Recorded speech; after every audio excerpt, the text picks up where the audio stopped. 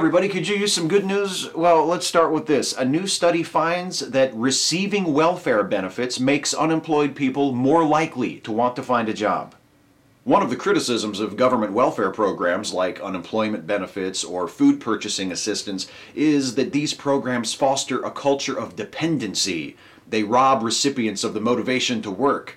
But according to a study by researchers at Oslo and Akershus University College in Norway, just published in the journal Work, Employment and Society, the opposite is true. The study compared survey responses from 19,000 people in 18 European countries to the amount of money spent on welfare programs by those countries and found that people living in countries with generous welfare benefits were more likely to want a paying job than people in countries with lower welfare benefits. The researchers concluded there was little support for the notion that welfare states foster cultures of dependency.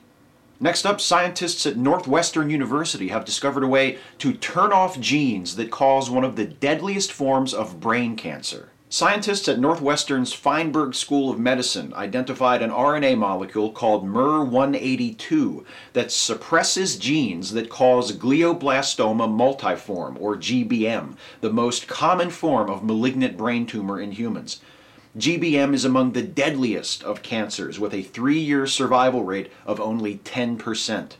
The MIR182 molecule binds with cancer genes, blocking their expression in cells, leading to increased cancer cell death and decreased tumor growth. Just as important to the treatment as MIR182 itself is the delivery platform, a nanostructure called SNA, or spherical nucleic acid, invented at Northwestern in the 1990s. SNAs are able to cross the blood-brain barrier and deliver MIR182 directly to tumor cells. The treatment is still being refined. It isn't ready for human patients quite yet, but it holds a great deal of promise. The study is published in the journal Genes and Development.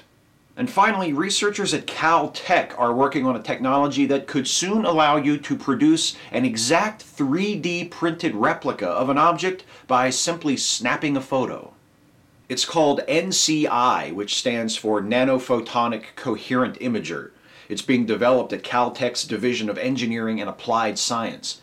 NCI is a small but sensitive high-resolution imaging device that creates three-dimensional maps of the objects it photographs.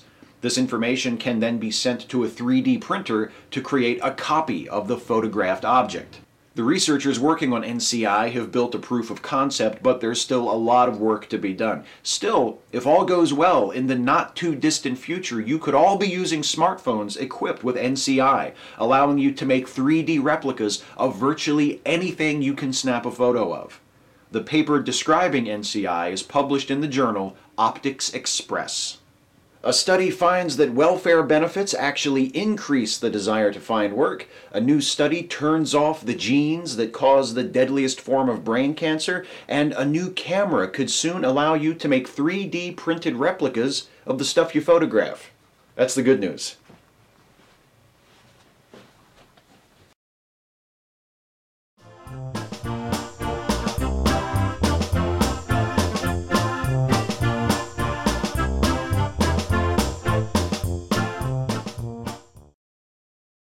I can make a 3D printed statue of you. What do you think?